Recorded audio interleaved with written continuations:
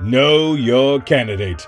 Presented by Portland is Possible, broadcasted by XRAY FM. In this segment, we offer a brief background on the visionary candidates that are proudly standing and running for the acclaimed Portland Area City Council. For now, we have a candidate of District 3 that incorporates Montevilla, Belmont, and Hawthorne neighborhoods.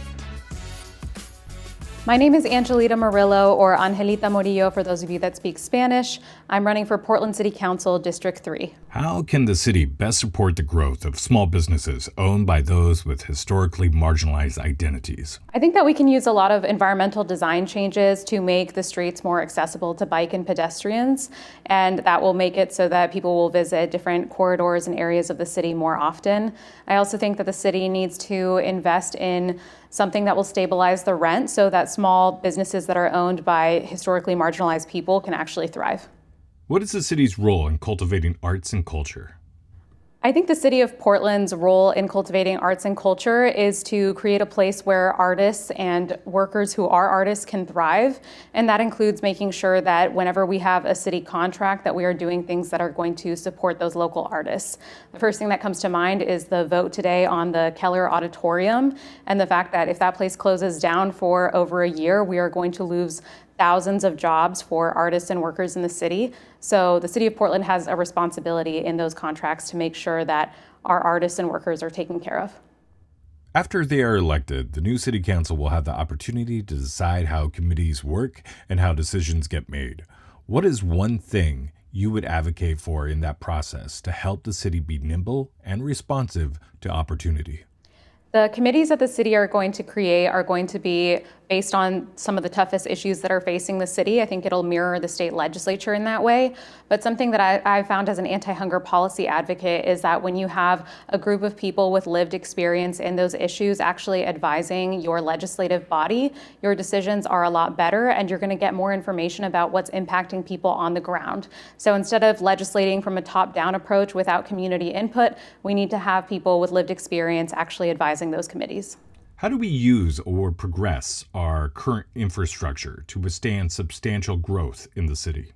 I think the city of Portland has a lot of opportunities to create stable housing and affordable housing, particularly through zoning changes. We have a lot of beautiful, empty, unused buildings, and we have a lot of unused land that the city of Portland owns.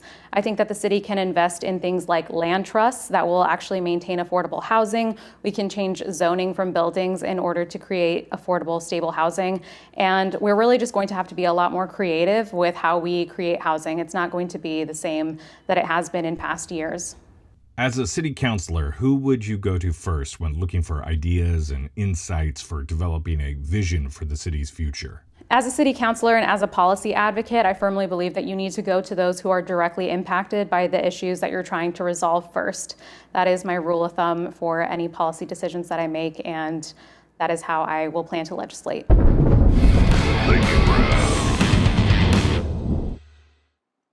If you couldn't live in Portland, where would you want to live? Not to be corny, but I really wouldn't want to live anywhere besides Portland. My family's from Paraguay, and we moved to the U.S. when I was 4 years old. And ever since I've had a choice on where I've gotten to live, Portland has always been the place that I've chosen. If I had to absolutely choose, I would love to maybe see my family in Paraguay again. What restaurant or food cart is totally underrated? I personally love the Workers Tap. They're a worker-owned cafe and bar. If you had $5 million, what one thing would you buy for Portland? $5 million doesn't even get you that much, to be totally honest. If I had $5 million that I could invest anything in Portland, it would be going towards Portland street response.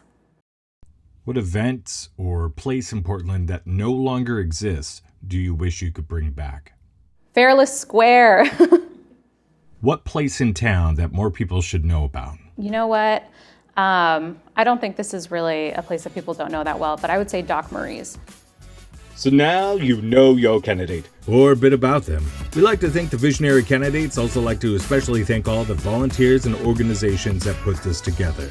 We couldn't do this without you. To look at each candidate, be a good Portland citizen, and to be a dashing and informed voter, listen to XRAY FM to learn about ballots and the new ranked choice voting system. And check out portlandispossible.org.